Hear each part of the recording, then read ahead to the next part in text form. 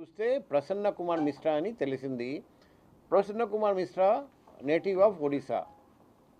అతని wife and ఈ lady disease ఇద్దరు ఫ్రెండ్స్. తర్వాత ప్రసన్న కుమార్ మిశ్రా గారి భార్య కోవిడ్ అప్పుడు చనిపోయారండి.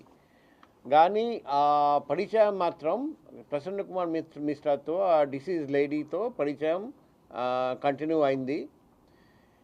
ఈ ప్రసన్న కుమార్ మిశ్రా బ్యాక్గ్రౌండ్ చూస్తే యునైటెడ్ అరబ్ ఎమిరేట్స్ అక్కడ ఒక పోలీస్ స్టేషన్లో అతని మీద కేసు ఉంది. అతను అక్కడ ఒక ప్రాపర్టీ అఫెన్స్ చేసి 5 సంవత్సరాలు అక్కడ జైల్లో ఉన్నాడు.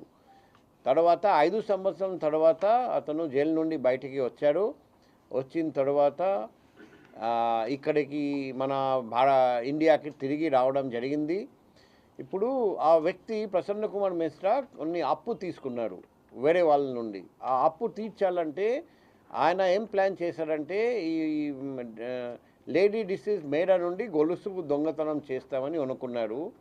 సో ఆ రోజు కూడా ఇంటికి వచ్చిన తర్వాత ఫస్ట్ మేరా దగ్గర అది నరికేసి తర్వాత గొలుసు లాక్కున్నారు.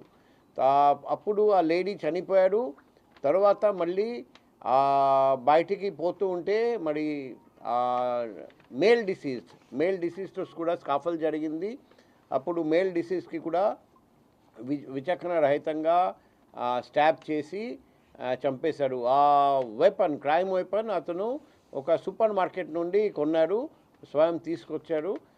తర్వాత మళ్ళీ తీసుకెళ్ళారు. ఆ వెపన్ కూడా మేము సీజ్ చేసాము.